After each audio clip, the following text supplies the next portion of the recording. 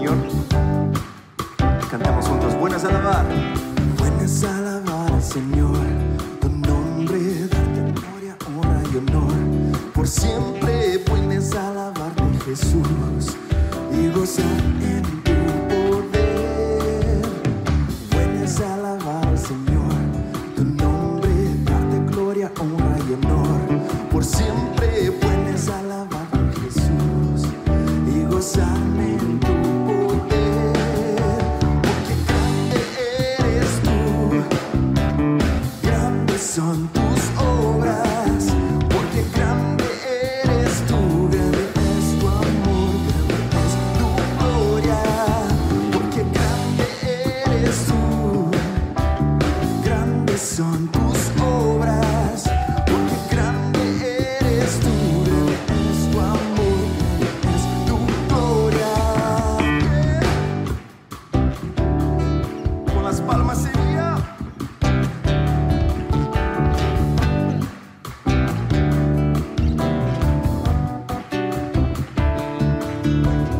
Vienes a alabar al Señor, tu nombre, darte gloria, honra y honor.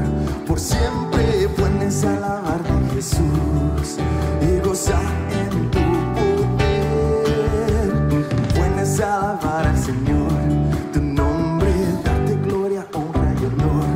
Por siempre vienes a alabarte, Jesús, y gozarme en tu poder. Porque grande eres tú, grandes son tus obras. Porque grande eres tú, grande es tu amor, grande es tu gloria. Porque grande eres tú, grandes son tus obras. Porque grande eres tú, grande es tu amor, grande es tu gloria.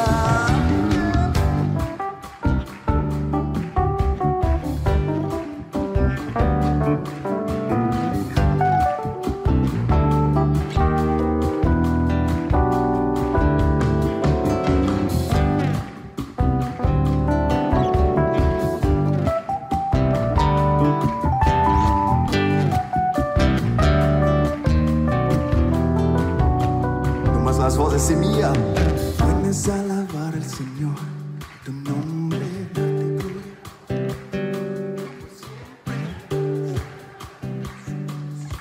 Y gozar en tu poder. Más fuerte. Vienes a alabar al Señor, tu nombre, darte gloria, honra y honor. Por siempre vienes a alabarte, Jesús, y gozarme en tu poder. Porque grande eres tú, grandes son tus obras. Porque grande eres tú, grande es tu amor, grande es tu gloria. Porque grande eres tú, grandes son tus obras. Porque grande eres tú, grande es tu amor, grande es tu gloria. Vienes a alabar al Señor. Fuerte aplauso a nuestro Señor.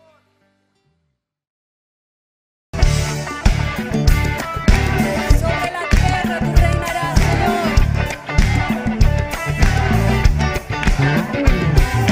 Bendición y gloria, poder y honra, al anciano del día será. Toda nación y la creación, al anciano del día se postrará. Toda lengua confesará, declarará tu gloria, toda rodilla se doblará, adorando tu nombre exaltado será, y tu reino anciano de días no pasará.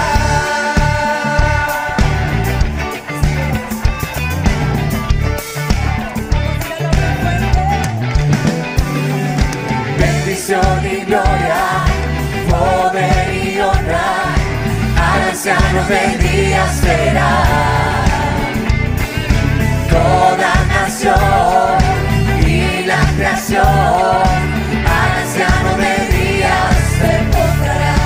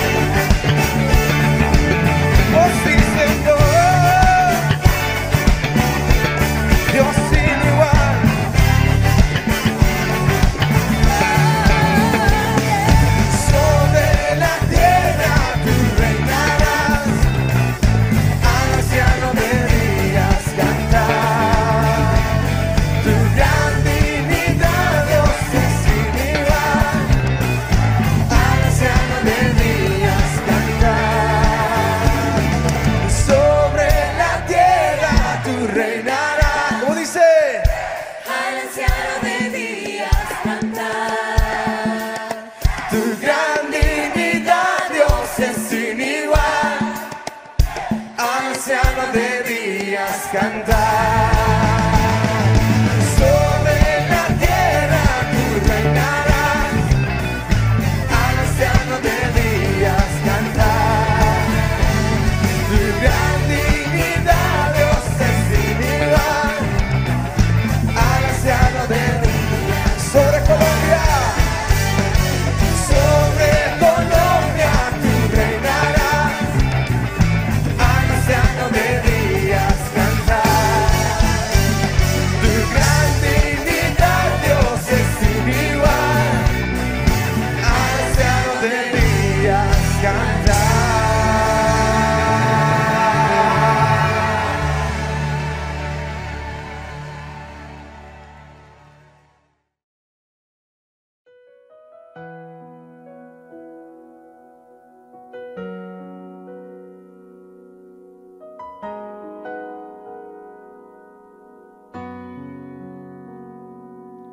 Al estar en la presencia de tu divinidad y al contemplar la hermosura de tu santidad, mi espíritu se alegra en tu majestad.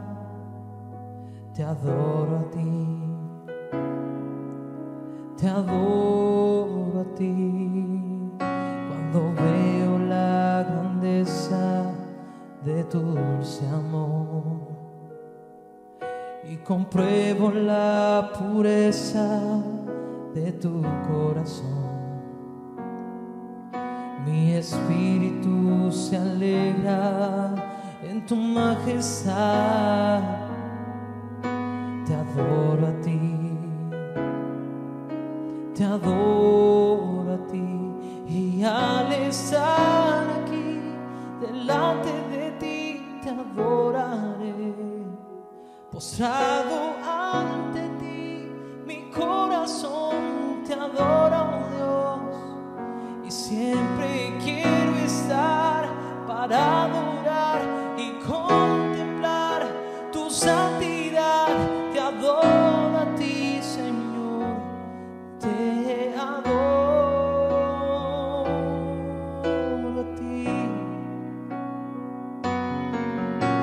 Estar en la presencia de tu divinidad y al contemplar la hermosura de tu santidad, mi espíritu se alegra en tu majestad. Te adoro a ti, te adoro a ti. Cuando veo la grandeza de tu dulce amor y compruebo la pureza de tu corazón, mi espíritu se alegra en tu majestad. Te adoro a ti, te adoro a ti. Y al estar aquí delante de ti te adoraré, postrado ante ti mi corazón te adora, oh Dios, y siempre quiero estar para adorar y contemplar tu santidad. Te adoro a ti, Señor, te adoro a ti. Y al estar aquí delante de ti te adoraré, postrado ante ti mi corazón te adora, oh Dios, y siempre quiero estar para adorar y contemplar tu santidad. Te adoro a ti, Señor, te adoro.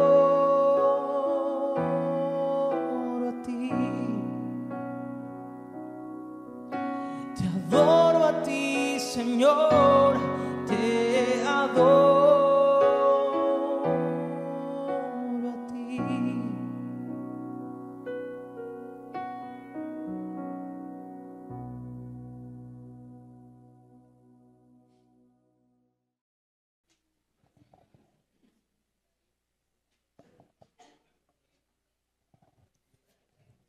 Gene, ¿están apagados los otros micrófonos? Sí, ya. Buenos días de nuevo. Siento. Bájamele un poquito a este, por poquito. Siento como que no me he bajado hoy de aquí. Bueno, mis hermanos, ¿qué libro estamos estudiando los domingos? A ver. ¿Cuál es? Segunda de Pedro, sí, Segunda de Pedro, gracias. Ese libro estamos estudiando, así que yo le pido que vaya a su Biblia y busque Segunda de Pedro. Capítulo 1 terminamos la semana pasada. Sí, terminamos el capítulo 1, nos vamos a quedar ahí porque vamos a hacer un repaso de lo que hemos estado estudiando. Sí, te damos las gracias, Padre, por ese tiempo. Te lo entregamos a ti en adoración a ti. Permítanos prestar atención a tu palabra.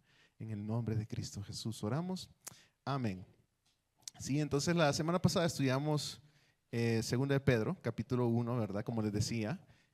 Vamos a ver desde el versículo 16, del versículo 16 al 21, ¿sí? Lo estoy leyendo en la NBLA. Segunda de Pedro 1:16 dice: porque cuando les dimos a conocer el poder y la venida de nuestro Señor Jesucristo, no seguimos fábulas ingeniosamente inventadas, sino que fuimos testigos oculares de su majestad. Pues cuando Él recibió honor y gloria de Dios Padre, la majestuosa gloria le hizo esta declaración: este es mi Hijo amado, en quien me he complacido. Nosotros mismos escuchamos esta declaración hecha desde el cielo cuando estábamos con Él en el Monte Santo. Y así tenemos la palabra profética más segura, a la cual ustedes hacen bien en prestar atención, como a una lámpara que brilla en un lugar oscuro, hasta que el día despunte y el lucero de la mañana aparezca en sus corazones.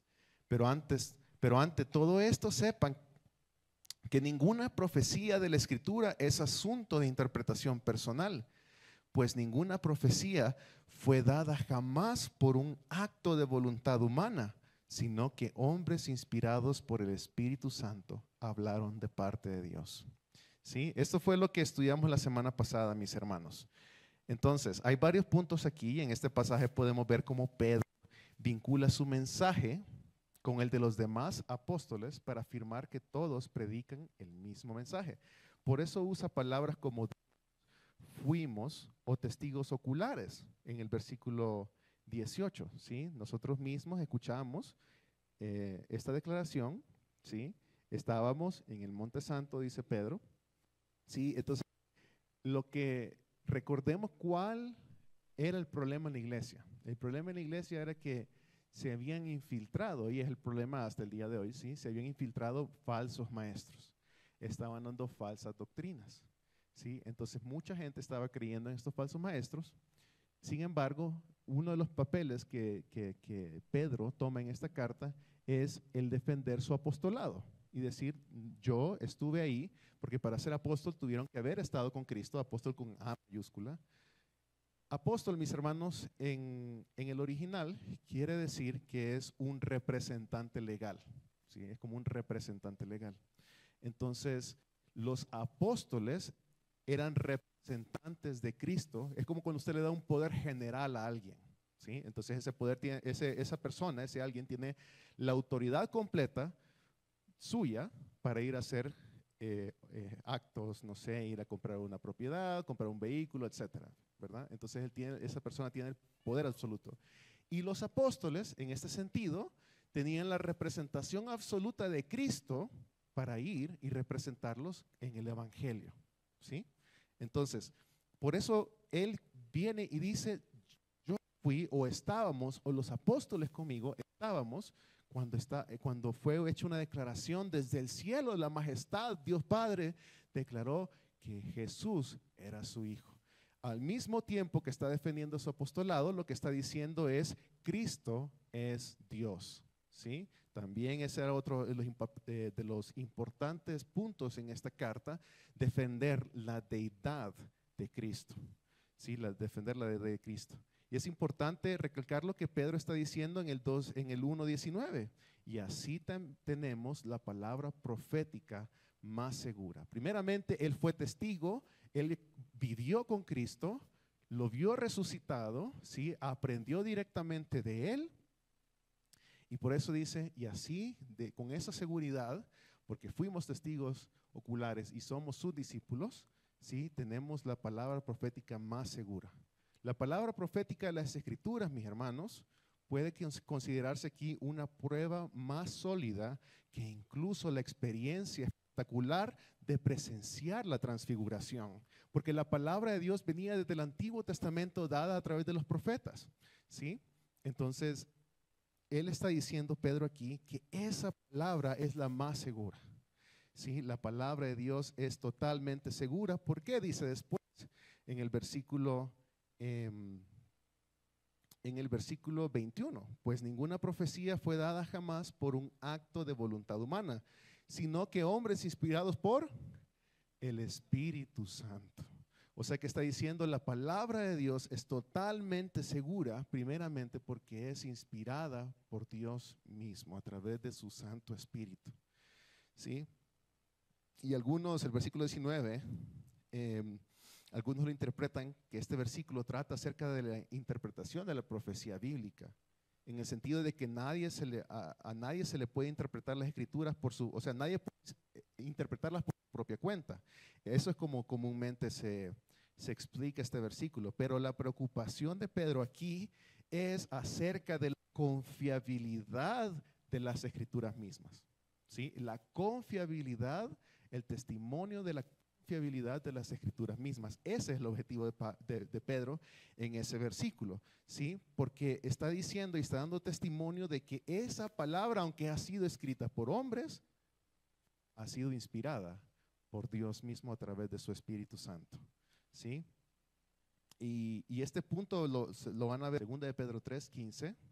Dicen, consideren la paciencia de nuestro Señor como salvación, tal como les escribió también nuestro amado hermano Pablo, según la sabiduría que le fue dada, ¿sí? Asimismo, en todas sus cartas habla en ellas de esto, en las cuales hay algunas cosas difíciles de entender que los ignorantes e inestables tuercen, hablando de los falsos maestros, ¿sí? Como también tuercen el resto de las Escrituras para su propia perdición, ¿sí? Entonces Pedro, fíjense bien ahí lo que está haciendo, está hablando acerca de otro apóstol, dando testimonio que Pablo también recibió su apostolado de parte de Cristo, ¿sí? La sabiduría, la inspiración fue dada por el Espíritu Santo a Pablo, que es lo que vemos al final del versículo 15, ¿sí? ¿Y para qué escribían entonces los apóstoles todas estas cartas? Porque había un problema muy grande en la iglesia, que no solamente Pedro está atacando, sino que Pablo ha atacado también a través de diferentes cartas, que son los falsos maestros, las falsas doctrinas. Ese mensaje que estas personas tuercen, dice al final del versículo 16, como también tuercen el resto de las Escrituras para su propia perdición, ¿sí? Porque el hecho de que estas personas hagan esto es para su propia condenación, ¿sí? Al hacer esto se están condenando a sí mismos, ¿sí? Entonces, Pedro sostiene que el testimonio profético de las Escrituras proviene de Dios directamente y que fue dada a la iglesia neotestamentaria por los apóstoles y que ahora, mis hermanos, tenemos escritas en nuestras Biblias en el Nuevo Testamento, ¿sí? Incluyendo tanto el Antiguo Testamento como el Nuevo Testamento. La palabra de Dios es totalmente fiel porque fue inspirada por Dios mismo y tiene poder, mis hermanos, para transformar nuestras vidas. Es solamente la palabra. Nada de lo que yo diga aquí que sea un ejemplo propio o digamos que algo que les cuente va a cambiarlos como lo va a cambiar la palabra, ¿sí? Sin embargo, se usan muchas veces los ejemplos y todo eso para dar a entender principios bíblicos. Pero la palabra, mis hermanos, es la que tiene el poder, ¿sí? Y eso es lo que Pedro está diciendo aquí, ¿sí? La declaración de Pedro en este versículo puede ser en parte una respuesta contra los falsos maestros que estaban tergiversando el significado de las palabras de Pablo, de Pedro, ¿sí? Que fueron dadas también por otros apóstoles. Tenemos el caso de Jacobo, el hermano de Jesús, que escribió la carta de Santiago. Entonces, Y esto es lo que significa que no es una interpretación personal, porque es una interpretación que ha sido dada por Dios a través de sus apóstoles, a través de sus profetas en el Antiguo Testamento. Sí, pero es fundamental que nosotros entendamos esto antes de pasar al pasaje que sí vamos a estudiar esta mañana. Y por lo tanto, mis hermanos, podemos estar completamente seguros que las palabras escritas en este libro son totalmente confiables porque fueron inspiradas por Dios y han perdurado por los siglos y seguirán perdurando hasta que nuestro Señor regrese de nuevo y más allá. ¿Sí? Porque todo pasará, pero mis palabras no pasará, dice. Así dice, ¿verdad? Entonces, con esto en mente, ahora sigamos al capítulo 2 de este libro. ¿Sí? Ahora, para recapitular las secciones que hemos estado conociendo, hemos estado estudiando, hemos estudiado que Pedro nos está incitando a conocer nuestra salvación. ¿Sí? Eso va del versículo 3 al 11, el capítulo 1, donde vimos que nuestra salvación es sostenida por el poder de Dios, es confirmada por las gracias, las cosas o las virtudes del caminar cristiano y es honrada por una recompensa abundante con entrada ancha al reino de los cielos si hacemos estas cosas. ¿Sí? Eso lo pueden ver del capítulo 1, 3 al 11. También lo que acabamos de repasar, vimos la semana pasada cómo Pedro nos insta a conocer las Escrituras, ¿sí? Y a confiar en las Escrituras, que son certificadas, por supuesto, por hombres que fueron testigos oculares de Cristo directamente y que han sido totalmente inspiradas a través de su Espíritu y que han perdurado por los siglos, mis hermanos, hasta este día. ¿Sí? Entonces, vamos a comenzar una nueva sección, como les decía, acerca de conocer a nuestros adversarios. Conocer a nuestros adversarios. Y esta es una advertencia, mis hermanos, sobre los falsos maestros y su predicción en el juicio final. ¿Sí? Entonces, vamos a estudiar primeramente cómo se infiltran estos engañosos dentro de la congregación, que son los versículos del 1 al 3 del capítulo 2, y vamos a estudiar la segunda parte, son 4 partes, pero la segunda parte que va del 4 al 10, que es acerca de la condenación que van a sufrir estos falsos maestros y los que los sigan, ¿no? Y también, así también, la fidelidad de Dios para aquellos que sigan su palabra. Sí, entonces adelantémonos en ello. Vamos a leer del 1 al 10, mis hermanos. Del 1 al 10. Entonces dice: pero se levantaron falsos profetas entre el pueblo, así como habrá también falsos maestros entre ustedes, los cuales encubiertamente introducirán herejías destructoras, negando incluso al Señor que los compró, trayendo sobre sí una destrucción repentina. Muchos seguirán su sensualidad y por causa de ellos el camino de la verdad será blasfemado. En su avaricia los explotarán con palabras falsas.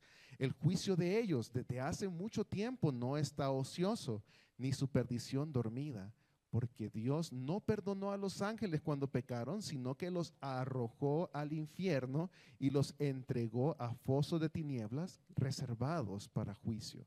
Tampoco perdonó al mundo antiguo, sino que guardó a Noé, un predicador de justicia, con otros 7, cuando trajo el diluvio sobre el mundo de los impíos. También condenó a la destrucción de las ciudades de Sodoma y Gomorra, reduciéndolas a cenizas, poniéndolas de ejemplo para los que habrían de vivir impíamente después.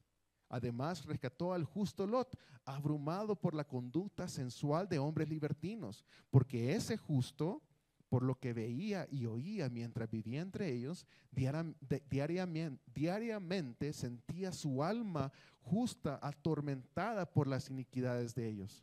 El Señor pues sabe rescatar de tentación a los piadosos y reservar a los injustos bajo castigo para el día de juicio, especialmente a los que andan tras la carne en sus deseos corrompidos y desprecian la autoridad. Atrevidos y obstinados no tiemblan cuando blasfeman de las majestades angélicas. ¿Sí?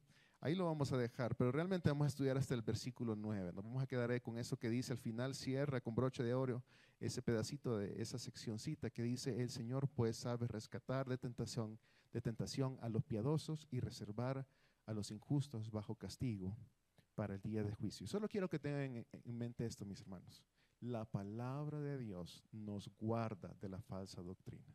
Si usted lee su palabra, esa palabra que tiene escrita en su Biblia, la estudia a profundidad, la trata de entender, y el Espíritu Santo obviamente se le va a revelar, ¿sí? Porque Dios quiere que le conozcamos. Eso lo tenemos que tener seguro. Por eso era importante el cierre del capítulo 1, entender que la palabra de Dios es fiel y es digna de ser creída porque fue inspirada por el propio Espíritu Santo.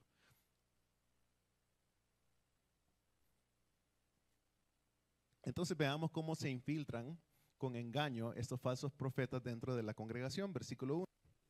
Pero se levantaron falsos profetas entre el pueblo.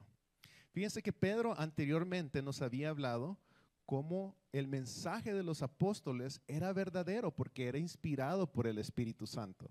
Sin embargo, este versículo da inicio con la palabra pero, ya que lo que se diga a continuación es una comparación de cómo Dios ha usado a sus apóstoles para transmitir el evangelio de la verdad y cómo estos falsos maestros propagan mentiras dentro de la congregación, ¿sí? En este capítulo, Pedro describió en detalle a los falsos maestros para que los cristianos los pudiesen identificar, reconocieran siempre sus características y sus métodos. El pecado más grande de quienes rechazan a Cristo, mis hermanos, y la obra más condenatoria y la peor obra de Satanás, ¿qué es? Es la falsificación de la verdad y el engaño que produce en sus víctimas. ¿Cuál es la peor maldad de Satanás en la iglesia?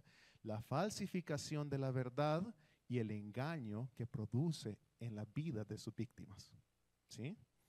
Nada es más perverso que afirmar que se habla en nombre de Dios para salvación de las almas cuando en realidad se habla por incitación de Satanás, para condenación de los oyentes. El punto de Pedro es que Satanás siempre ha tratado de infiltrarse en grupos de creyentes con los engaños de los falsos maestros. Desde su encuentro con Eva se ha dedicado al engaño, mis hermanos. ¿Sí o no engañó a Eva y desde entonces pecó el hombre y cayó? Dice el versículo, pero hubo también falsos profetas. Así como había santos hombres de Dios que hablaron siendo inspirados por el Espíritu Santo, sí, que ya lo vimos anteriormente en el cierre del capítulo 1, también habían falsos profetas y falsos maestros en la iglesia. Y no solo en la iglesia, les está diciendo que en el Israel antiguo también hubieron, ¿sí? Pedro estableció esto como hecho y no como una posibilidad. No es una posibilidad de que van a venir, puede ser que vengan falsos maestros, sino que hay falsos maestros de entre ustedes. De entre ustedes. Y dijo que estaban entre el pueblo, o sea, no están afuera, están entre el pueblo. ¿Sí? No solamente habían hombres santos de Dios entre los judíos, quienes profesaban por inspiración divina, por ejemplo, daban la profecía. Tenemos a Jeremías, a Daniel, Isaías, a los profetas del Antiguo Testamento, Moisés, etc. ¿Sí? Pero así como habían hombres santos de Dios que eran inspirados por Dios, habían también falsos maestros, falsos profetas, quienes tenían profecías hechas de su propia imaginación y estas profecías pervertían a muchos. ¿Sí? Por eso es que el versículo dice, se levantaron falsos profetas entre el pueblo, hablando de Israel, así como también habrá, o sea, seguramente habrá también falsos maestros entre ustedes. ¿Sí? La iglesia, lo que está diciendo, la iglesia no está exenta de lo que sufría Israel en el Antiguo Testamento. ¿Sí? Los cuales, dice, encubiertamente introducirán herejías. ¿Qué hacen las herejías? Son destructoras. Miren lo que dice el versículo. ¿Sí? Los cuales encubiertamente introducirán herejías destructoras. Y es que los falsos maestros trabajan encubiertamente. No es que sus enseñanzas sean secretas, sino que la naturaleza engañosa de sus enseñanzas está escondida. ¿Sí? Es el mensaje escondido dentro de sus enseñanzas. Ningún falso maestro se anuncia a sí mismo como falso maestro y dicen, hey, miren, soy un falso maestro. ¿Sí? Aquí lo que Pedro está transmitiendo es que debemos aprender a detectarlos. Para eso, ¿qué requiere, mi hermano, hermana? Requiere que leamos la Biblia. ¿Sí? Por eso es importante la lectura de la Biblia. ¿Sí? ¿Y qué es eso de herejías destructoras? O digamos, en otras palabras, falsas enseñanzas destructoras. Una herejía es una falsa enseñanza. Los falsos maestros meten herejías destructoras que destruyen al decir mentiras acerca de Jesucristo y de su obra por nosotros y en nosotros. Por medio de esas falsas enseñanzas, la gente es entonces lastimada y destruida. La herejía no es inofensiva, sino que destruye, mi hermano. El no estar fundamentado en la verdad doctrinal de la palabra de Dios puede hacer que usted, una persona que usted cree que es creíble, le dice un mensaje que está retorcido y usted lo puede creer porque confía en esa persona. Sin embargo, por eso necesitamos entender y tratar de escudriñar las escrituras todos los días para saber cuál es la fe en la que creemos. Que si alguien viene con un mensaje que es equivocado, mi hermano, entonces usted puede decir, no, eso no está correcto, porque la palabra de Dios dice tal cosa, ¿sí? Entonces, tenemos que estar cimentados en la palabra de Dios. Y la palabra griega que se usa aquí en el griego original, que se traduce como destructoras, herejías destructoras, tiene que ver con la condenación eterna, ¿sí? O sea, destructora al alma para condenación eterna, ¿sí? Para condenación eterna. Y se usa alrededor de 6 ocasiones en esta misma carta para aludir siempre a una condenación definitiva y que es irreversible, porque el día que usted esté parado enfrente de Cristo Jesús como juez que está haciendo el juicio final, ahí ya no hay vuelta para atrás, mi hermano. O sea, ahí o es salvo o es condenado, ¿sí? O es salvo o es condenado. Y por esta razón es trágico que una iglesia trate como virtud o como buena onda la tolerancia de enseñanzas e ideas ajenas a la Biblia, en el nombre de, vamos en amor y la unidad, etcétera. No, hay que ser pragmático. Cuando hay falsas enseñanzas, no está correcto, punto, sea quien sea, mis hermanos. Dice, negando incluso al Señor que los compró, ahí en el versículo 1, ¿sí? Dice, introducirán herejías destructoras, negando incluso al Señor que los compró. Y Pedro no está diciendo que los cristianos pueden perder su salvación, sino que describe a los falsos maestros en términos de su propia profesión de fe, ¿sí? Más adelante en los versículos 20 y 21 veremos cómo estos falsos maestros enseñan y practican la inmoralidad, desprecian el señorío de Cristo y demuestran que su profesión de fe cristiana es falsa. En pocas palabras, mis hermanos, niegan a aquel a quien falsamente afirmaron que era su preciosa profesión. Niegan a Cristo. No lo van a admitir, no crean en Cristo muchas veces, pero sus enseñanzas, al escucharlas muy bien, niegan las enseñanzas de Cristo Jesús. ¿Sí? Los falsos maestros niegan al Señor que los rescató. En esto Pedro dice que por lo menos ellos aparentan ser salvos. Sí, no, Pedro nunca diría que el Señor los rescató, ¿sí? Al mismo tiempo son falsos maestros y son destructivos. Aún una persona que parezca tener un caminar piadoso y una relación con Jesucristo puede traer herejías destructivas a la iglesia. A menudo el peor daño es hecho por esos buenos hombres que enseñan mentiras. Sus mentiras son aceptadas mucho más fácilmente por el carácter aparente de buen hombre que por la verdad que están transmitiendo. Esta frase, mis hermanos, expone la profundidad de este delito y la culpabilidad de estos falsos maestros. Esta palabra inusual en el griego que dice Señor, sí, porque si se fijan ahí, dice negando incluso al Señor que los compró, y aparece alrededor de 10 veces en el Nuevo Testamento y alude a una persona quien tiene autoridad suprema por sobre todos los demás, tanto en sentido humano como en sentido divino. Pedro advierte aquí que los falsos profetas niegan el señorío soberano de nuestro Señor Jesucristo, ¿sí? Aunque sus herejías pueden incluir la negación del nacimiento virginal, por ejemplo, dándoles un ejemplo de una falsa herejía, ¿sí? Pueden negar que Cristo es Dios, ¿sí? Puede ser que Cristo es un profeta, pueden decir así. Niegan tal vez la resurrección corporal, piensan que Probablemente Cristo solo resucitó en espíritu, pero la palabra es específica en que resucitó con su cuerpo. Y pueden muchas veces hasta negar la segunda venida de Cristo, ¿sí? Como algunos ejemplos de herejías, mis hermanos. El error básico de estos falsos maestros es que no sometan la vida de cada uno de ellos al señorío de Cristo. Todas las religiones falsas tienen una cristología equivocada, mis hermanos. No reconocen a Cristo como su Señor de sus vidas. Lo pueden profesar probablemente, pero no viven una vida que demuestre que Cristo Jesús es su Señor, ¿sí? Los términos que Pedro usó aquí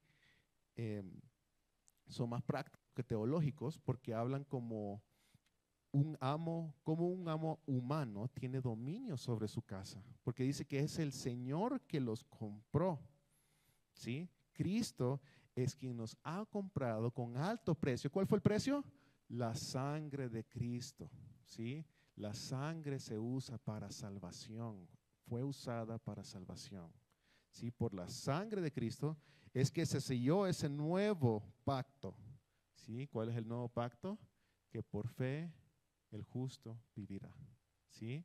Que a través de la fe, o sea, la gracia de Dios es reconocida a través de la fe. ¿De la fe en qué? En el sacrificio de nuestro Señor Jesús en la cruz.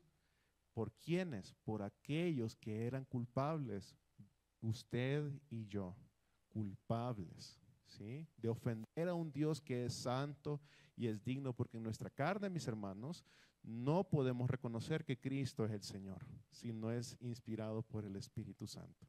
Así que, aleluya, gloria a Dios por el Espíritu Santo que nos ha quitado ese velo que había en nuestro entendimiento y hemos podido llegar a conocerle a Él, ¿sí? Dice al final del versículo 1, trayendo sobre sí una destrucción repentina, ¿sí? O sea, trayendo sobre sí mismos estos falsos maestros, son prometidos que van a tener una destrucción repentina, ¿sí? Probablemente muchos de ellos viven en lujos o viven bien, etcétera, y nunca se imaginan qué destrucción les vendrá.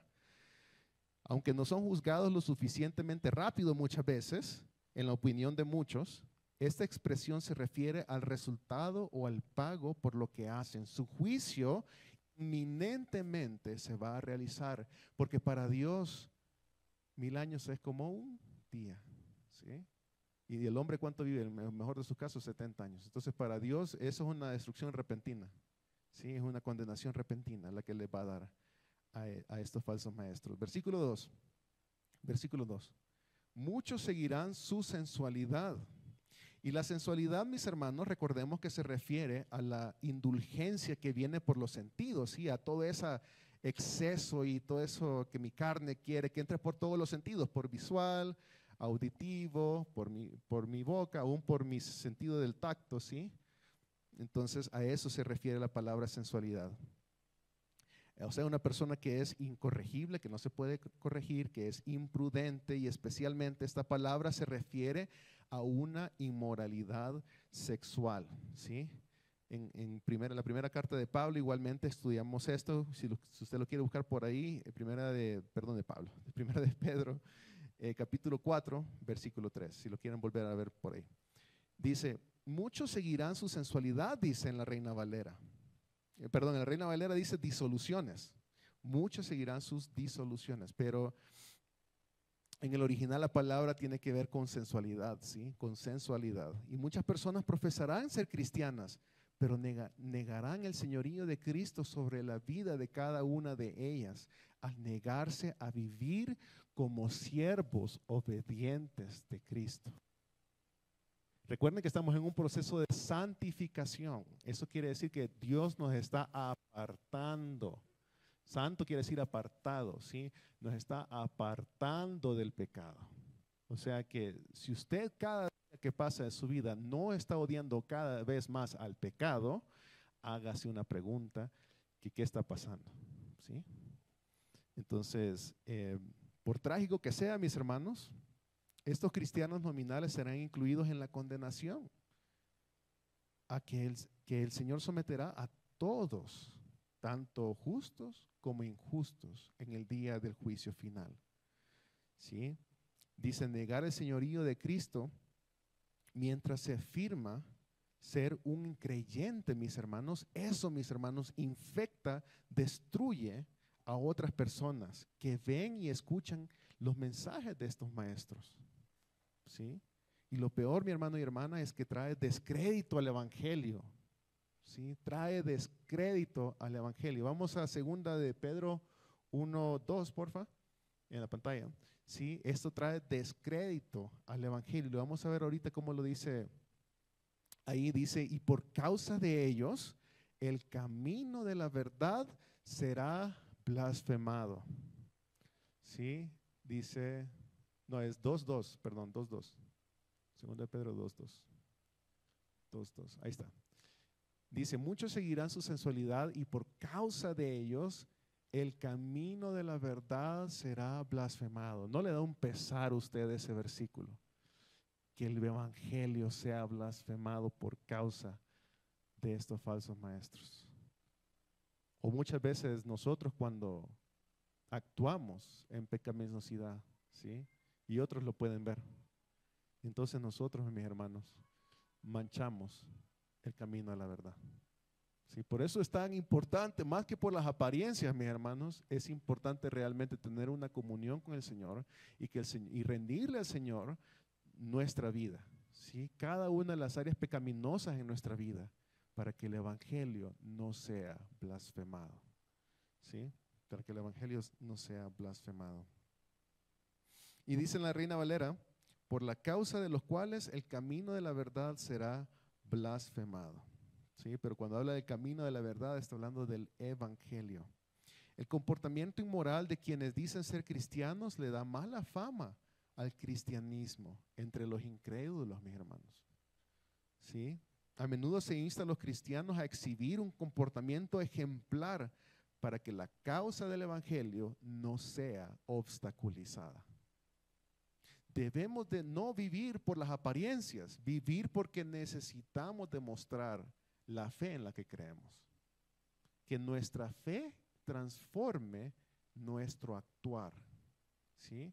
Porque la fe sin las obras es muerta. La fe tiene que ser demostrada, mis hermanos. Y la gente tiene que ver, hey, ese hombre, esa mujer, no es igual que los demás. ¿Sí? Cuando lleguemos a ese punto, que digan eso las demás personas, mis hermanos, entonces vamos por el camino correcto. ¿Sí? Vamos por el camino correcto. Y el mundo, mis hermanos, hace burla del evangelio de Jesucristo a causa de estos cristianos que son falsos maestros, ¿sí? Que no siguen al Señor en sus vidas, probablemente lo confiesan de labios, ¿sí? Pero finalmente viven vidas de hipocresía, mis hermanos. Y el evangelio es radical, mis hermanos. El punto de la iglesia no es parecerse al mundo, ¿sí? Sino que en el mundo que encontraremos, dijo por ahí la Biblia. Sí, aflicción. El mundo nos va a dar aflicción, mis hermanos. Eso es lo que podemos encontrar en el mundo. O sea, está diciendo que por causa de creer en el evangelio encontraremos aflicción en el mundo, mis hermanos. ¿Sí? Versículo 3. En su avaricia los explotarán. ¿A quiénes? A sus oyentes, ¿sí? Con palabras falsas. El juicio de ellos desde hace mucho tiempo no está ocioso, ni su perdición dormida. ¿Sí? En su avaricia los explotarán. O sea, explotarán al creyente con palabras falsas. ¿Sí? La avaricia, esto se refiere a una codicia que es fuera de control. ¿Sí? O sea, no tiene límites. Es una codicia que no tiene límites. Y el juicio de ellos, ¿sí? Vendrá por esa avaricia. Pedro observó que la motivación de estos falsos maestros no era el amor a la verdad, sino el amor al dinero. ¿Sí? Los falsos maestros usan la avaricia para ellos mismos y para sus seguidores. Muchos falsos maestros hoy en día y en tiempos pasados presentan un evangelio que tiene por el objetivo la autogratificación, en donde el ser humano es el centro. ¿Sí? Es el centro. Si a usted no le está yendo bien en su vida, mi hermano, vea lo que está pasando. ¿No ha escuchado mensajes así? Pero en el mundo que tendremos, mis hermanos, aflicciones. O sea que no nos tiene que ir bien, ¿verdad? O sea, la esperanza del cristiano es que no nos va a ir bien, que vamos a pasar por épocas de sufrimiento, mucho sufrimiento, ¿sí? Y que esas épocas van a ser más seguidas que poco frecuentes. Entonces, enseñan estos falsos maestros acerca de la autogratificación. Una cosa hay que mencionar, mis hermanos, a los maestros del evangelio se les permite ganarse la vida enseñando el evangelio. Eso es correcto. Un hombre que tiene un rol de pastor, por ejemplo, está a tiempo completo para esto, se le es permitido vivir del ministerio y eso no es malo, está bien. Ahora bien, lo que las escrituras prohíben es ver el ministerio del evangelio como un medio para obtener grandes ganancias financieras o para explotar a otros por su riqueza, ¿sí? Entonces, y esto se menciona muchas veces en el Nuevo Testamento. Por ejemplo, veamos un ejemplo de Pablo, donde explica que está bien que alguien que se dedica al ministerio tenga su salario. Vamos a ir a 1 Timoteo, 1 Timoteo capítulo 5, versículo 17 y 18, 17 y 18.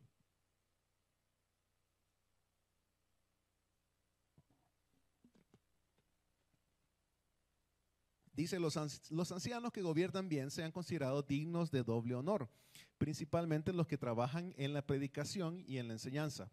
Porque la escritura dice, no pondrás bozal al buey cuando trilla, y el obrero es digno de su salario. El contexto es que viene hablando acerca de los ancianos que gobiernan en el ministerio, ¿sí? Ya sea en la predicación y en la alabanza, dice que hey, el obrero es digno de su salario, ¿sí? Ahora, el mismo problema que está mencionando Pedro con respecto a la avaricia, también Pablo lo expone, ¿sí? En 1 Timoteo 6, 9 al 10. Y aquí Pablo describe el problema con la avaricia también, igualmente, ¿sí? 6, 9 y 10 dice, pero los que quieren enriquecerse caen en tentación y lazo y en muchos deseos necios y dañosos que hunden a los hombres en la ruina y en la perdición. Porque la raíz de todos los males, ¿qué es? Es el amor al dinero, por el cual, codiciándolo algunos, se extraviaron de la fe y se torturaron con muchos dolores. Cuando usted está agitado mucho por el dinero, mi hermano, pregúntese qué está pasando en su corazón. Pregúntese qué está pasando en su corazón. Porque dice, codiciándolo algunos, se extraviaron de la fe y se torturaron. Porque el amor al dinero hace que usted se torture con muchos males. Cuando usted no tiene lo suficiente, sino que siempre quiere más, pregúntese si tiene un problema de avaricia, ¿sí? Pero les voy a decir algo. Si usted tiene un problema de avaricia, mis hermanos, hermanas, ¿qué es lo que va a pasar? Que muchos dolores lo van a torturar, ¿sí? Versículo 2 Pedro 2:3, el juicio de ellos, dice, el juicio de ellos, ya vimos acerca de cómo estos falsos maestros, en su avaricia, explotarán, ¿sí? Explotarán a sus oyentes con palabras falsas. El juicio de ellos desde hace mucho tiempo no está ocioso, ¿sí? No está ocioso, ni su perdición dormida. Y eso Pedro nos asegura, mis hermanos, que los falsos maestros sí van a ser juzgados. Aunque parezca que están prosperando, su juicio no va a tardar. La ira de Dios se va a derramar en ellos, aunque aún les permite ahorita que continúen, pero así acumularán más y más condena y más dureza de corazón para sí mismos. ¿Por qué el pueblo de Dios no salió en la primera plaga de Egipto? A ver, ¿quién sabe? ¿Por qué el faraón no los dejó ir en la primera plaga? Al ver la primera plaga no los dejó ir. Porque su corazón estaba endurecido, ¿sí?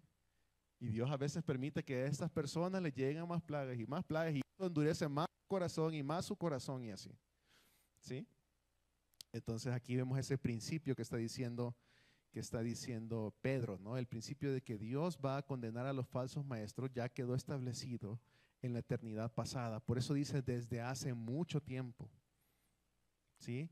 Y se repitió a lo largo del Antiguo Testamento, por lo cual no se tarda o no está ocioso. Estos ejemplos se vieron en el Antiguo Testamento, ¿sí? Así como se van a ir viendo en nuestra iglesia. Así que Dios no va a tardar ese juicio. Estas personas caerán en juicio. Y ese es el fruto de los falsos maestros, mis hermanos. El hecho de estar parado acá es una gran responsabilidad. Yo les voy a pedir que vayamos a Santiago, capítulo 3. Santiago, capítulo 3, versículo 1, ¿sí?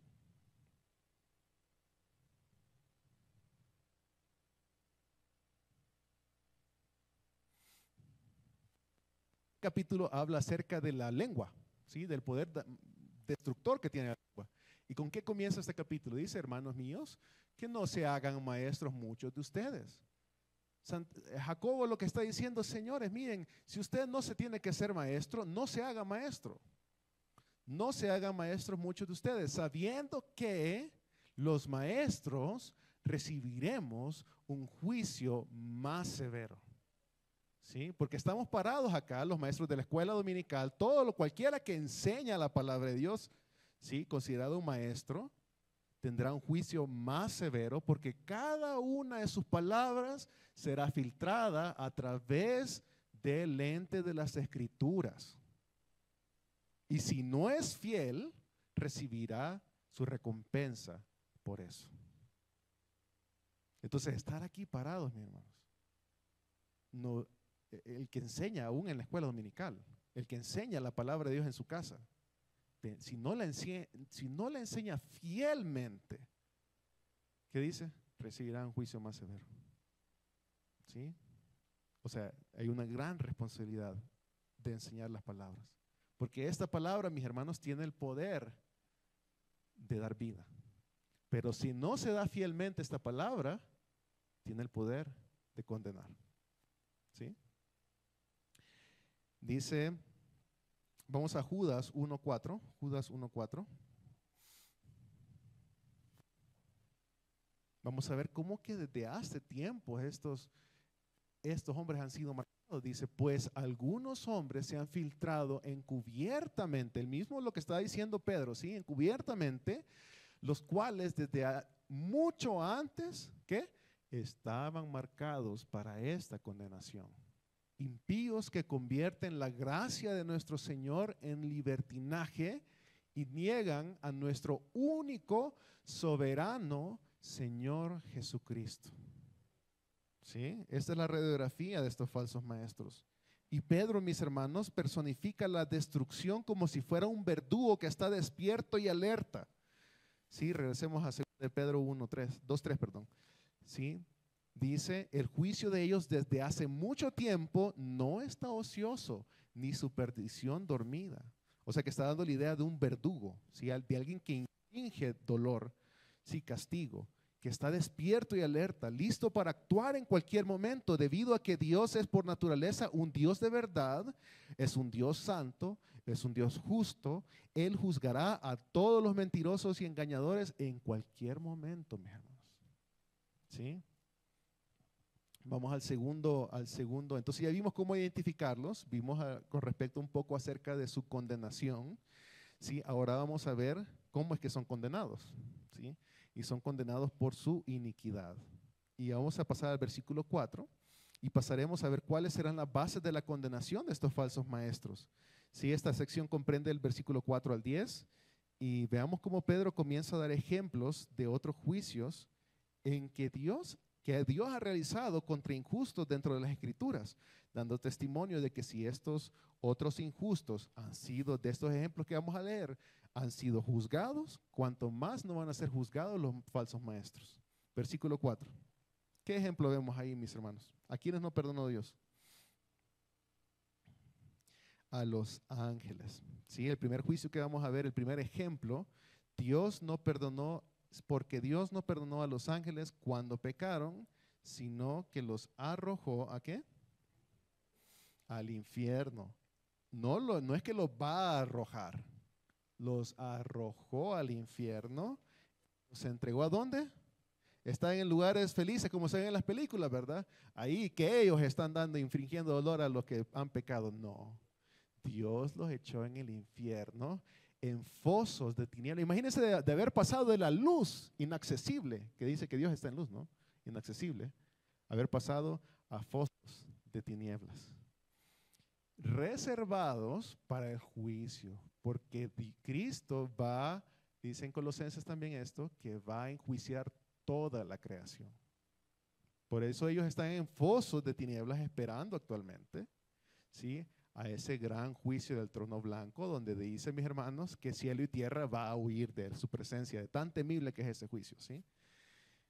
Porque nosotros no tenemos idea, mis hermanos, de qué es una vida sin Dios, porque en esto, aunque tenemos dolor aquí, la presencia de Dios está por acá, mis hermanos, ¿sí? Pero no sabemos qué es no estar con la presencia de Dios. Y eso, mis hermanos, ha de ser horrible. Sí, dice, porque Dios no perdonó ni a los ángeles. Y el primer grupo de injustos que vemos aquí, mis hermanos, pero antes de eso se los quiero leer en el Reina Valera porque sí es mucho más fuerte. Dice, porque si Dios no perdonó a los ángeles cuando pecaron, sino que arrojándolos al infierno los entregó a prisiones de oscuridad. De oscuridad es la otra palabra que lee por ahí, que se dice en la Reina Valera. No es tinieblas, sino que es oscuridad en la Reina Valera, mis hermanos. Así que el primer grupo de injustos que ha sido juzgado son los ángeles que desobedecieron y se rebelaron en contra de él. ¿Para qué? Para evitar que alguien creyera que Dios es demasiado amoroso y misericordioso como para juzgar a los falsos maestros perversos y a sus seguidores engañados, Pedro les está ofreciendo estas ilustraciones poderosas del juicio divino que viene sobre los malos y que ha venido sobre los malos en el pasado. Estas ilustraciones sienten el precedente para el juicio que viene, para el juicio futuro.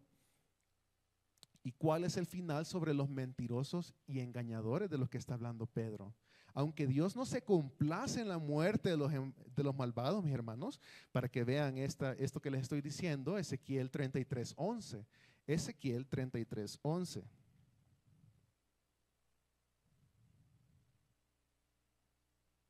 ¿Sí? Dice, diles, vivo yo, dice Jehová el Señor, ¿qué? Que no quiero la muerte del impío, sino que se vuelva el impío de su camino. Dios no le desea el mal a los impíos, mis hermanos. Él no quisiera destruirlos. Sin embargo, tenemos a un Dios que es perfectamente justo y perfectamente santo. Él debe juzgar la maldad porque su santidad así lo requiere, mis hermanos. Segunda de Tesalonicenses 1, Segunda de Tesalonicenses 1, del 7 al 9.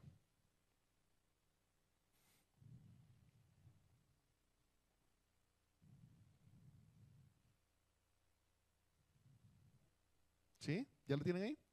Y a vosotros que sois atribulados, pero que les dé alivio a ustedes que son afligidos y también a nosotros, cuando el Señor Jesús sea revelado desde el cielo con sus poderosos ángeles, con llama de fuego, siguiente, dando castigo a los que no conocen a Dios y a los que no obedecen al evangelio de nuestro Señor Jesucristo. Siguiente. Estos sufrirán el castigo de eterna destrucción, mis hermanos. ¿Excluidos de qué? De la presencia del Señor y de la gloria. Usted no sabe qué es eso. Yo no sé qué es eso, porque en esta tierra hay algo de la gloria de Dios, ¿sí? Y de la presencia del Señor. Y usted puede sentir la presencia del Señor en su vida si usted es cristiano, ¿sí? Sin embargo, el castigo es el ser excluidos de la presencia del Señor y de la gloria del Señor, ¿sí? Ahora, con respecto al juicio de los ángeles, está en disputa si esto se refiere a la transgresión que hubo cuando los ángeles se metieron con las mujeres de los hombres en los tiempos de Noé, o si, y que de ellos nacieron gigantes, como lo describe, si lo quiere anotar por ahí, Génesis 6, 1 al 4, o si está hablando de cuando los ángeles se rebelaron con Satanás y cayeron del cielo, ¿sí? Como se puede ver en Ezequiel 28, 16. De cualquier manera, el punto es que, mis hermanos, si Dios juzgó a los ángeles malos, ciertamente juzgará a los falsos maestros. ¿Sí? Es una seguridad. Entonces dice, sino que arrojándolos al infierno, los entregó en prisiones de oscuridad para ser reservados para el juicio. Arrojados al infierno, el verbo significa arrojar al tártaro. No sé si usted ha escuchado de la mitología griega. Es una palabra que se usaba en la mitología griega para describir al lugar de castigo para los espíritus difuntos. Entonces aquí Pedro usa imágenes que son conocidas para las personas de esta época, de historias griegas, para transmitir la idea de un lugar especial de confinamiento y tormento hasta el juicio final que Cristo hará a toda la creación. Estos son demonios encarcelados como prisioneros que tienen que esperar tras las rejas su sentencia final. La descripción del tártaro solo es un lugar temporal en el sentido de que van a tener que llegar al día del juicio estos ángeles malos que han sido confinados en el tártaro y serán arrojados por fin al lago de fuego. ¿Sí? Apocalipsis 20:10 dice, y el diablo que los engañaba fue lanzado en el lago de fuego y azufre, donde estaba la bestia y el falso profeta, y serán atormentados día y noche por los siglos de los siglos. Ese es el juicio que estos ángeles están esperando. ¿Sí? Vamos a pasar al siguiente entonces. Segunda de Pedro 2:5. Tampoco perdonó al mundo antiguo, sino que guardó a Noé. Ahora pasa ya no a hablar de los ángeles, sino que de aquellas personas que existían en la época de Noé. ¿Sí? Un predicador de justicia con otros 7, cuando trajo el diluvio sobre el mundo de los impíos. Y la segunda ilustración que sirve como precedente del juicio futuro de Dios sobre estos falsos maestros es el juicio de personas como resultado de este juicio. Dios juzgó al mundo antiguo, al mundo antes del diluvio de Noé, porque vio Jehová que la maldad de los hombres era mucha en la tierra y que todo designio de los pensamientos del corazón de ellos era de continuo solamente el mal. Génesis 6:5. ¿Sí? Entonces, pero Noé dice, sino que guardó a Noé, un predicador de justicia. Ya vamos a ver la aplicación de lo que dice, a quién juzgó y a quién guardó. ¿Sí? Guardó a Noé, porque el siguiente versículo dice lo mismo. Cuenta una historia, una estructura similar, perdón. Entonces, un predicador de justicia con otros 7 cuando trajo el diluvio sobre el mundo de los impíos. Vamos a Génesis 6:9. Sí, Génesis 6:9. Estas son las generaciones de Noé. Noé era un hombre justo, perfecto entre sus contemporáneos. Noé siempre andaba con Dios. ¿Sí? Vamos ahora, ya vieron. Noé era un hombre justo, perfecto entre sus contemporáneos. Noé siempre andaba con Dios. O sea, que la definición de justo y perfecto quería decir de que esa persona andaba con Dios o andaba en los caminos de Dios, ¿sí? O creía a Dios. Porque por siempre ha sido la salvación por medio de la fe. ¿Sí? Por medio de la fe. Noé, entonces, vamos a ir a Génesis 7:1 para que vean otro punto de Noé. Génesis 7:1 que respalda lo que estamos leyendo en 2 de Pedro. Dice, entonces el Señor dijo a Noé, entra en el arca tú y todos los de tu casa, porque he visto que solo tú eres justo delante de mí en esta generación. ¿Sí? Noé habló de justicia mientras llamaba a las personas al arrepentimiento para que evitaran el juicio del diluvio. La descripción de predicador de justicia que encontramos en 2 de Pedro 2:5 es única en las escrituras, pero es bien conocida en la tradición judía y se refiere a una persona que da exhortaciones a arrepentirse y a obedecer a Dios, que condena el pecado y pide a sus contemporáneos que vivan una vida justa delante de Dios. ¿Sí? Y el remanente que dejó Dios en este juicio fue ¿qué? Noé y otros 7 de su familia. Así de justo y santo es nuestro Dios, mis hermanos. Le importó dejar solamente a 8 en la tierra. 2 de Pedro 2:6, también condenó a la destrucción a las ciudades de Sodoma y Gomorra. Sodoma y Gomorra, reduciéndolas a cenizas, poniéndolas de ejemplos para los que habrán de vivir impíamente después. Miren, mis hermanos, hay un video espectacular en YouTube. Ahí lo estábamos viendo con mi esposa el otro día. Lástima que está en inglés, no lo he visto en español. Pero hay mucha gente que ha ido a esta tierra donde estaba Sodoma y Gomorra, y cualquiera diría, no, ahí es un montón, así como que hay no sé, tours y hay gente que va, pero en realidad no es muy visitado el lugar.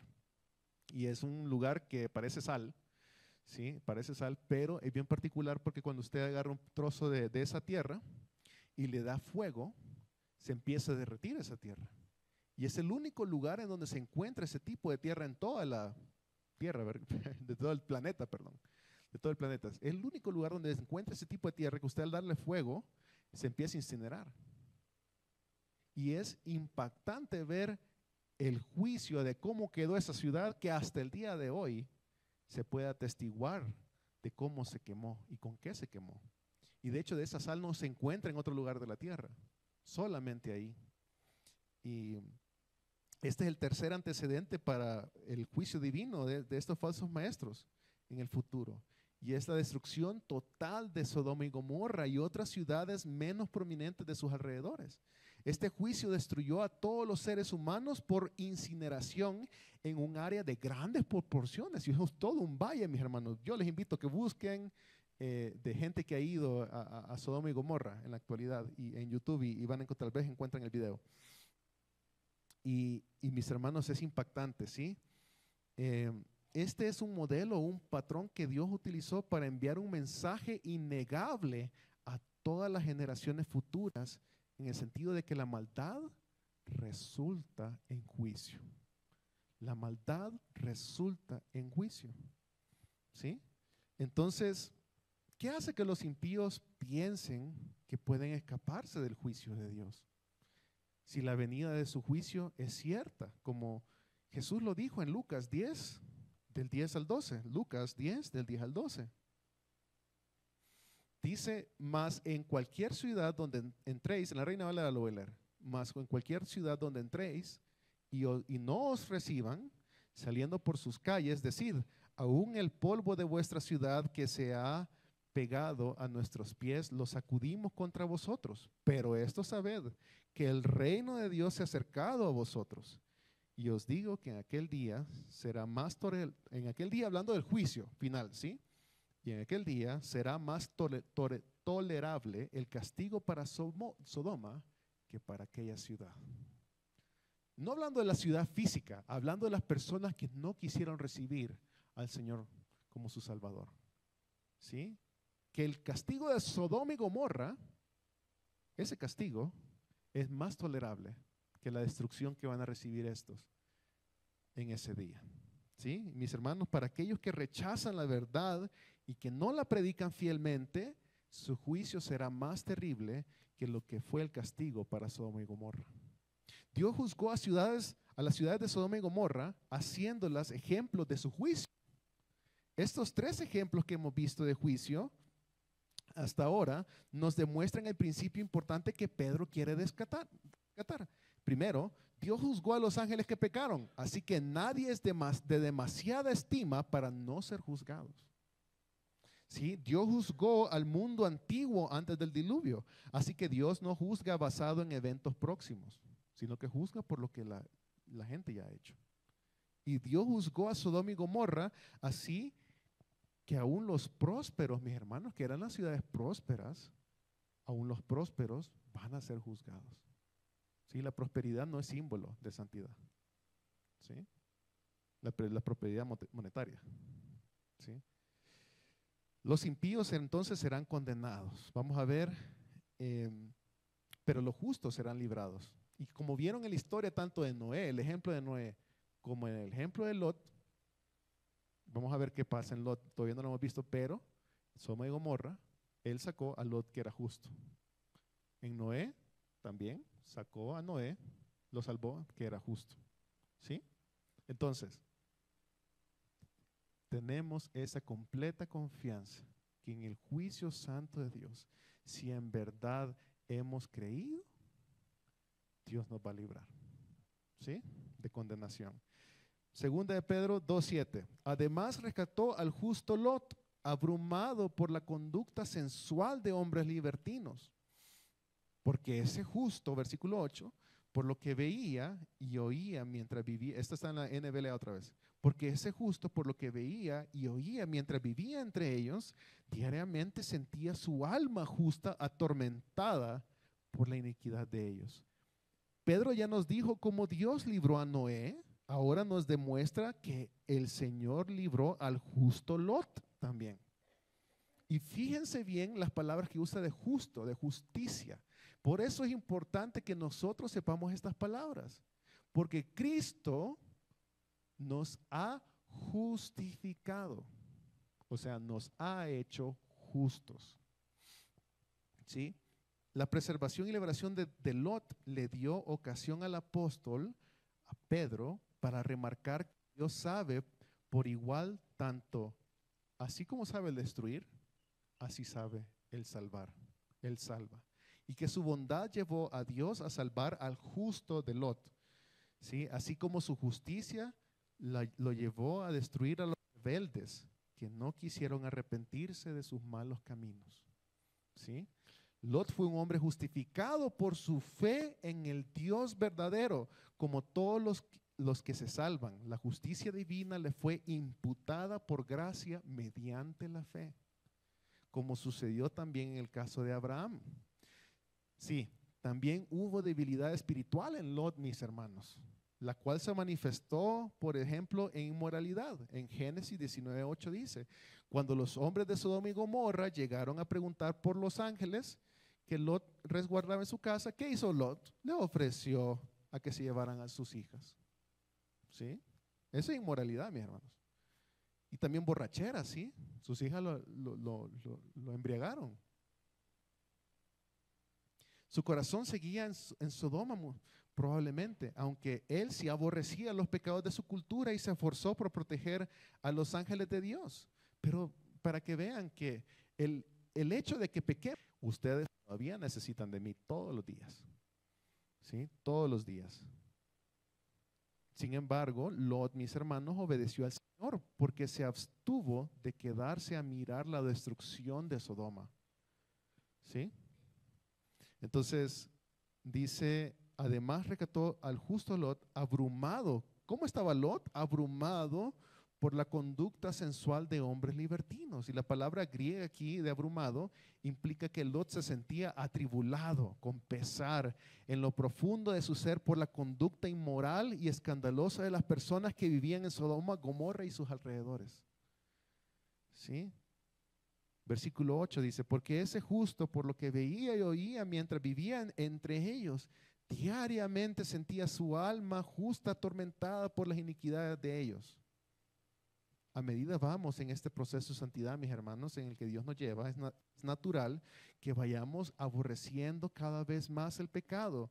Nos atormenta el pecado de la sociedad, los asesinatos, las violaciones, las guerras, la mentira, etcétera. Sin embargo, lo que sí es trágico, mis hermanos, es que muchos creyentes en la actualidad no se sientan así de atribulados, así de atormentados por el pecado desenfrenado en el cual nuestra sociedad está.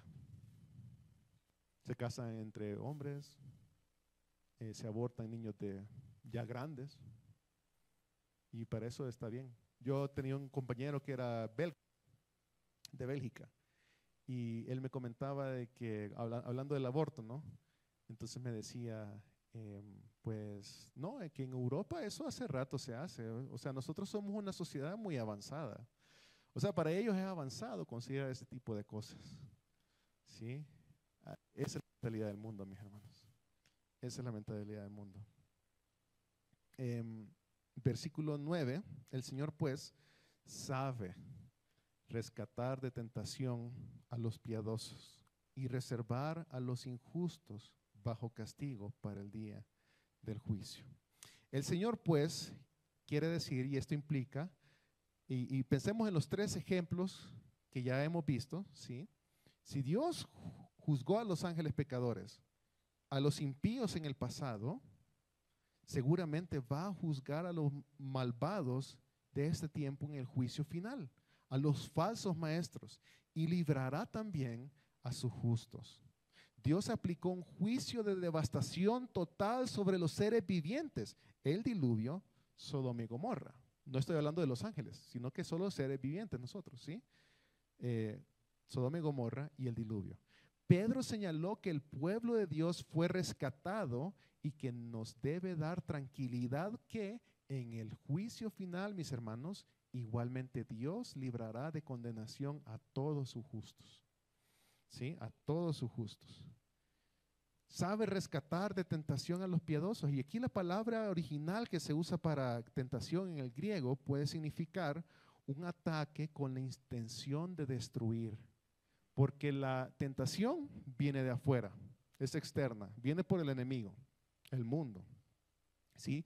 Y la tentación tiene una intención de destruir. ¿A quién? A los justos. ¿Sí? Así como el Señor libró a Lot, Él sabe cómo librarnos de las tentaciones por las cuales pasamos. Él sabe cómo reservará a los injustos también para el día de juicio. Podemos confiar en la liberación de Dios de los piadosos, ¿sí? Porque es tan cierto como el juicio para los injustos, ¿sí? Y está hablando de los impíos, de aquellos que no creen en el Señor, de los falsos maestros que infiltran falsas enseñanzas en la iglesia. Estos falsos maestros se conservan como prisioneros que aguardan la sentencia que los enviará a su prisión eterna, así como los ángeles están aguardando en fosos de tinieblas. ¿Sí? El juicio final sobre los malos se conoce como el juicio del gran trono blanco, en el cual todos los impíos de todos los tiempos serán levantados de los muertos, juzgados de forma irrevocable y arrojados en el lago de fuego. ¿Sí? De esto de reservar bajo castigo, que está ahí en el final del versículo, algunos comentaristas lo entienden como una referencia al castigo futuro en el día del juicio. ¿Sí? O sea que va a reservar a los injustos para el castigo en el día del juicio. Los injustos son reservados para el día del juicio, mis hermanos, pero los creyentes no tienen dicha reservación. Dios rescata de tentación. Dios rescata de tentación a los justos, a los que han sido justificados por la preciosa sangre de nuestro Señor Jesucristo. Entonces, mis hermanos, hemos podido ver cómo Dios tiene planes de juicios para los falsos maestros. Debemos de cuidarnos de estas falsas enseñanzas para que, como dice el versículo 2 de este capítulo, no hagamos que el evangelio sea blasfemado. El juicio es inminente para estos falsos maestros, así como también la salvación del juicio es inminente para los que han sido justificados. Mis hermanos, en resumidas palabras, Pedro nos está implícitamente incitando a que conozcamos bien nuestra fe, que sepamos bien en qué creemos. Nos está invitando Dios a que crezcamos en el conocimiento de Él a través de la lectura bíblica, a que tengamos una vida de oración diaria y que podamos poner en práctica estas verdades bíblicas, que no solo se queden aquí, sino que las hagamos, para que en realidad podamos vivir el evangelio que profesamos creer y para que Cristo y su evangelio sea glorificado en nuestras vidas. Oremos, hermanos. Padre, te damos las gracias por tu palabra, te damos las gracias porque nos has permitido aprender, Señor, muchas cosas esta mañana. Yo te pido que en nuestra casa podamos tomar el tiempo de volver a leer este pasaje, Señor, y que tú nos hables, Padre, que tú nos hables y que ese conocimiento no se quede solamente allí, sino que podamos aún vivirlo y transmitirlo a otros, Señor. Que seamos fieles aún para cuando transmitimos el mensaje del evangelio, y para eso, Señor, necesitamos saber en qué creemos, Señor. Te bendecimos, te adoramos, te pedimos que nos permitas tener un resto de la semana, un buen día con nuestra familia, Señor, que podamos reflexionar en estas cosas aún con nuestros hijos, Padre, con nuestras familias, Padre, en el nombre de Cristo Jesús. Sobre la tierra tú reinarás, Señor. Bendición y gloria, poder y honra, al anciano del día será. Toda nación y la creación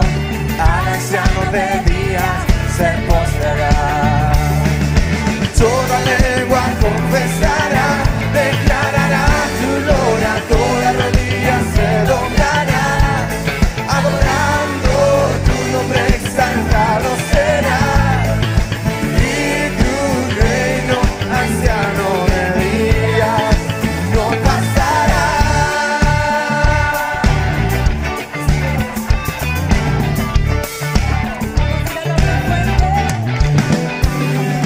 Bendición y gloria, poder y honra, al anciano de días será.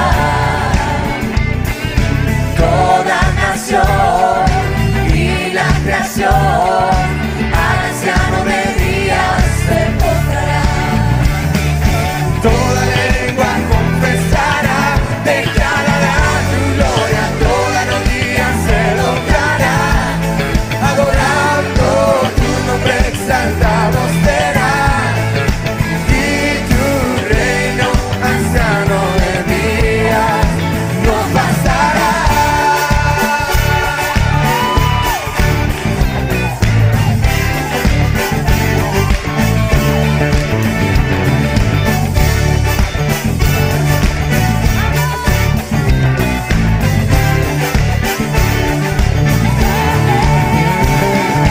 Sobre la tierra tú reinarás, al anciano de días cantar. Tu gran dignidad, Dios, es sin igual, al anciano de días. Levanta tu mano a él y dile: toda lengua confesará, declarará tu gloria, toda rodilla se doblará, adorando tu nombre exaltado será, y tu reino anciano de días no pasará.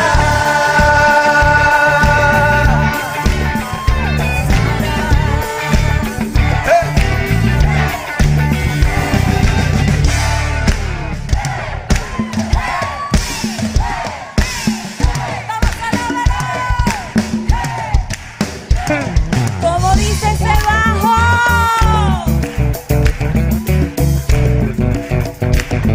Aleluya. Los que alaban, Señor.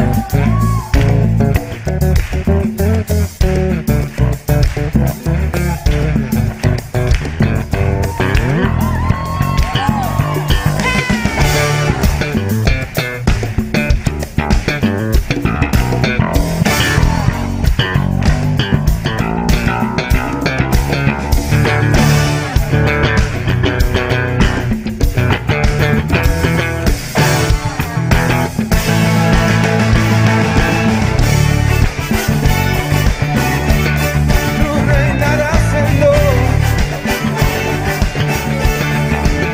Oh sí, Señor. Dios sin igual.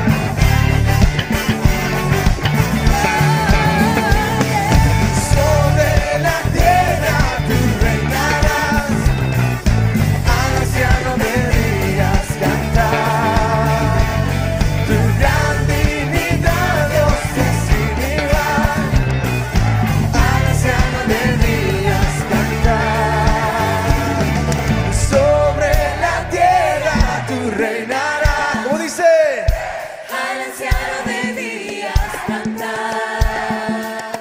Tu gran dignidad, Dios, es sin igual, al anciano de días cantar.